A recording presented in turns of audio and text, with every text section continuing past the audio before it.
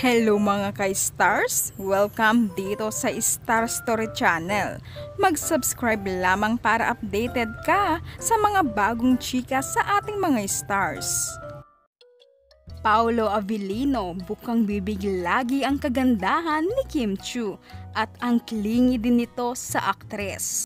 May nakakakilig na naman behind the scenes ang What's Wrong with Secretary Kim na kung saan kikiligin ka sa off-cam at wala ito sa script. Sa video na to ay makikita natin ang klingi pala ni Paolo Avellino kay Kim Chiu.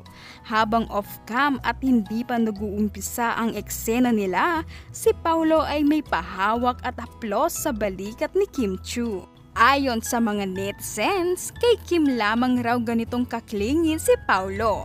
Sa ibang mga ka-leading lady niya raw noon ay hindi niya ginagawa ang ganyan na bagay. Masyado nang pinapakita ang nararamdaman ni Pao kay Kim at napaghahalataan na ito. Tumatapang na si Pao na di tulad ng dati. Ibang-iba talaga ang bigay na energy ni Kim Chiu kay Paolo. Nakitang-kita naman na ganado na siya ngayon na di tulad noon na medyo walang sigla.